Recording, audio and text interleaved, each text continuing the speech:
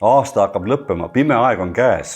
See tähendab seda, et varsti hakkab jälle kukke sammhaaval valgemaks minema. Ja kuigi minu veendumus on see, et enda elu, oma heaolu, enda rahulolu ja kõige toimuva üle on mõtet mõelda kogu aeg, siis kui sa oled üks nendest, kes teeb seda harva, siis ma arvan, aasta lõpp on just täpselt see aeg, millal asju hinnata, kaardistada, mõõta, mõelda, planeerida, otsustada teha. Nii et ma kutsun täna sind siin muutuse kanalil tegema endal selle aasta, 2025. aasta lõpu eluauditit. Ja ma tean, et see kõlab nagu grandioosselt ja suurelt, aga ma püüan selle rääkida täna nii lihtsaks, et see on mõne vaatega, mõne võttega hoomatav, hallatav ja tehtav.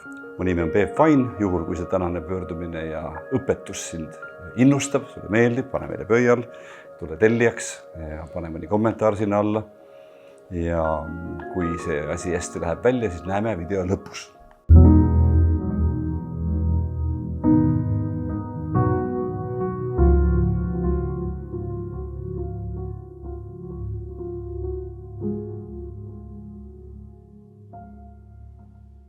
Loomulikult kõik on ju kuulnud uue aasta lubadustest ja nii edasi. See on ju hästi pinnapealne moodus sama asja teha, mida ma täna räägin.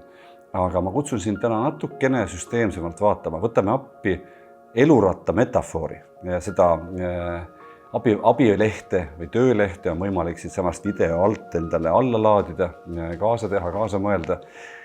Võtame ja lööme täna elu 4, võib öelda võrdseks tükiks ja proovime hinnata seda, mis korras on iga see tükk ja kas need erinevad tükid on omavahel tasakaalus. Et siis mida ma tänase jutuga taotlen, ongi aus hinnang, mille põhjal on võimalik asju paremaks teha ja asju omavahel paremasse tasakaalu seada selleks, et sinu selline enda isiklik rahulolu, meelerahu, hingerahu ja heaolu oleksid kõik järjest kõrgemad. Maksimaalselt võimalikult kõrged. Millest siis see eluratas koosneb? Kuidas siis teha enda aasta lõpu auditit? Hakkame sellisest nagu lihtsasti käsitletavast peale. Kõigepealt ma ütlen, mis need osad on tegelikult ka, eks ole. Et ma mõtlesin, et ma nimetaks esimesena tööd. Töö täidab ära, ükskõik mis nime me talle anname, kas ta on töö, looming, äri, ettevõtlus, kohustus, heategevus, eks ole. Et see, mida me teeme kodust väljaspool, koos teistega teiste jaoks. Ja tihti peale tavaliselt saame sellest raha. Saame makstud, eks ole. Et kõik see, mis on siis selle töö kategoorias, kohe küsimus, et kui sa mõtled nende tegevuste peale, mida ma just ütlesin, kas sul tuleb naeratus näole või läheb kulm kipra? Kas sul tuleb niisugune stressitunne, nagu kokkusurutuse tunne või tuleb selline lust ja rõõm sinu sisse, eks ole. Et kuidas sa oma tööga rahul oled? Kui sa oskad ette kujutada enda kõige paremat ideaali sellest, kuidas sinu tööpäev, töönädal välja näeb, töö tulemuslikkus, töö kvaliteet, siis kus sa umbes paikned? Sama küsimus võib olla ka, et kui palju sa aega sinna panustad. Kui ma ütlen, et me peaksime järjest omale oluliseid asju kruttima natukene paremaks ja hoidma neid enam-vähem tasakaalus, eks ole, siis kõige lihtsam moodus seda mõõta ongi, et seda töö ja isikliku elu või töö ja töövälise elu tasakaal, töö ja kodu, eks ole. Et paljud meist järjest rohkem tunnevad vajadust pingutada, pühendada tööle, eks ole, ja otse loomulikult see viib meid ära rohkem kodust, eks ole. Ideaalset tasakaalu ei ole olemas. Küll aga on võimalik ja on kohustus vaadata selle peale, et kuhu, kui palju ma panen aega, kui kvaliteetselt ma teen seda, kui suure kohalolekuga. Analoogia kord oli üks mees ütles niimoodi, et kui ma olen tööl, kas ma mõtlen selle peale, et ma peaksin rohkem olema kodus ja kui ma olen kodus, siis kas ma tahan samal ajal rohkem olla tööl. Mõlemad vastused on valed, eks. Kui sa oled tööl, oled kodus, eks ole, see ongi üks tasakaalu mõõdik. Niisõnaga nagu tavaliselt, kui inimesed küsivad üksteise käest taolisi asju, nad küsivad, kuidas sul läheb. Ja siis meie standardvastus on milline? Hästi, normaalselt või kes on rohkem virisemise poole kaldu, siis tema hakkab natuke virisema selle peale. Aga üldiselt ma arvan, pigem me ütleme hästi selleks, et lihtsalt öelda hästi. Aga kui tegelik hinnang on teine, siis ma ütlen, et tuleb olla kriitiline. Tuleb vaadata, kus on see vahe ideaali ja tegelikkuse vahel, kus on see vahe lootusrikka rahulolu ja siis tegeliku rahulolematuse vahel, eks ole. Ja ainult siis, kui sa siis võtad kätte, hakkad oma elu niimoodi nagu tükkideks lahti võtma ja hindama, saad sa kätte mõned asjad, millele siis lähitulevikus jõuliselt keskenduda. On ta siis töö näiteks või suhted. Et esimene tükk sellest elurattast võtsin meelevaldselt, praegu on töö, eks ole. On teise tükki veel. Mis on see, mille justkui nimel või pärast tööl käiakse, see loomulikult on see raha, eks ole. Ja loomulikult ma võiksin vaielda endale vastu, et kaugel sellest tegelikult on ideaalid, missioon, sotsiaalne kuuluvus ja nii-öelda kõik muud asjad. Aga ütleme nii, et raha ja materiaalsus on töövili.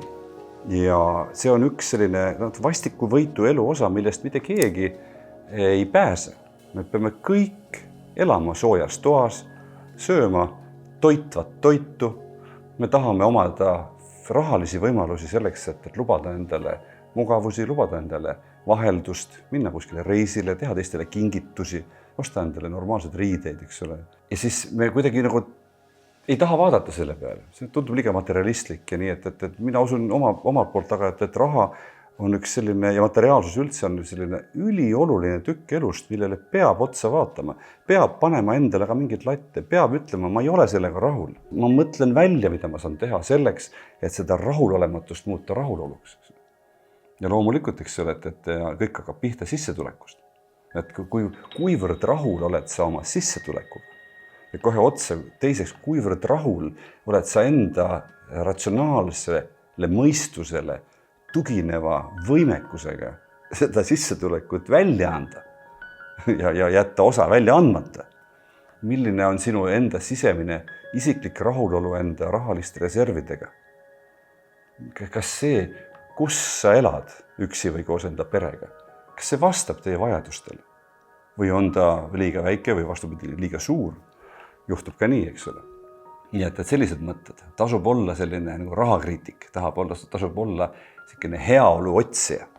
Ja jällegi nüüd ma lähen tagasi tasakaalu juurde, eks, et tasakaal kui sõna, mis siis ütleb, et olgu need eluratta osad, see töö, raha, mina ise, minu suhted, kõik võrdselt hoitud, kõik enam-vähem võrdselt heas seisus ja loomulikult vähe on inimesi, kelle puhul see igal ajahetkel nii on, eks ole.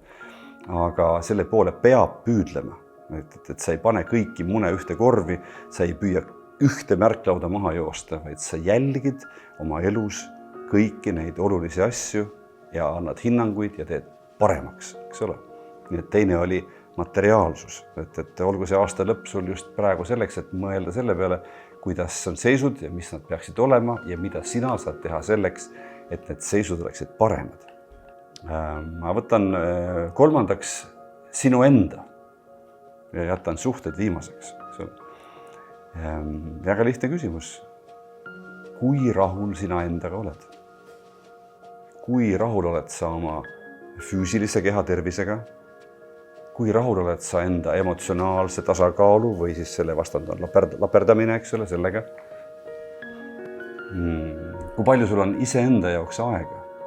Selleks, et lihtsalt olla, selleks, et lugeda, et kuulata muusikat, lõdvestuda. Ja see on tihti peale asi, mida inimesed, töised, tublid inimesed, isad ja emad ja kõik, me paneme kõrvale selle, me paneme tihti selle viimasele kohale. Ei ole hea mõte.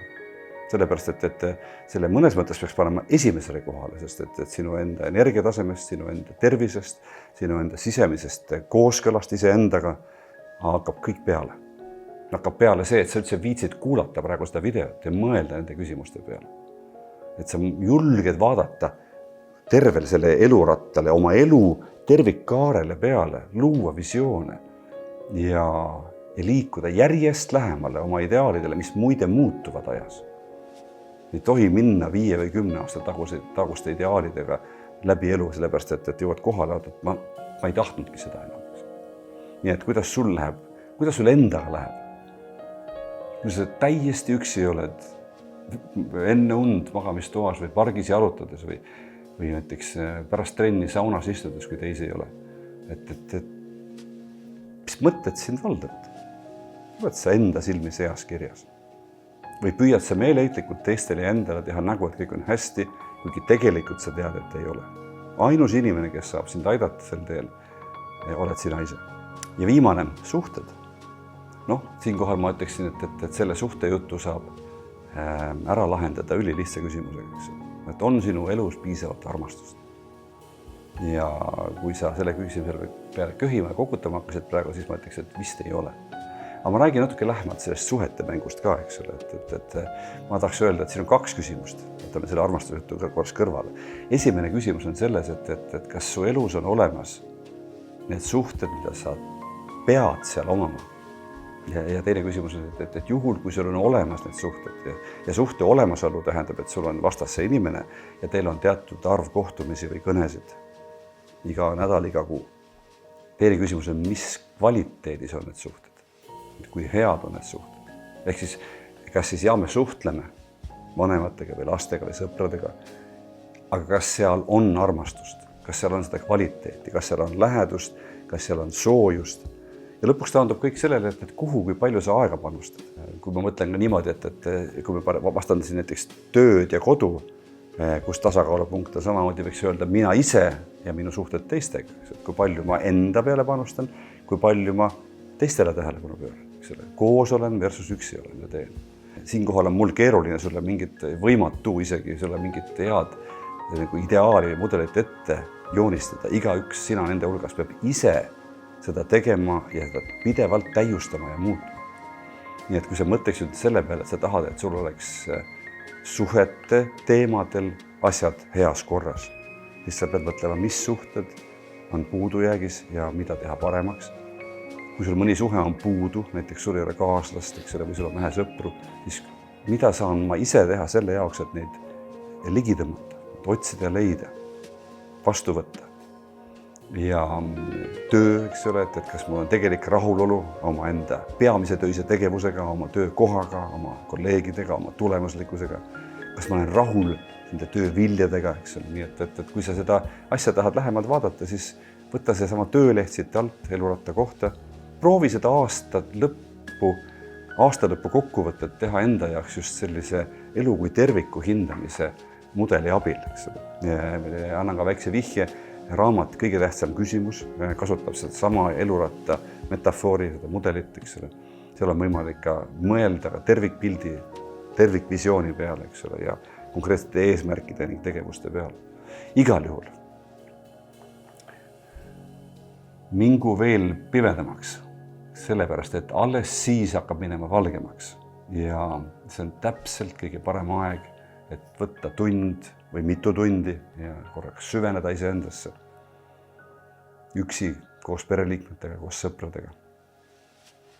Aitäh, et sa kuulasid.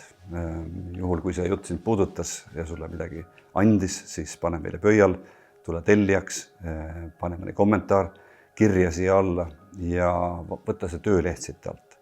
Ja kohtume kunagi hiljem, ilmselt juba järgmisel aastal, kas siin samas video vahendusel või kusagil mujal.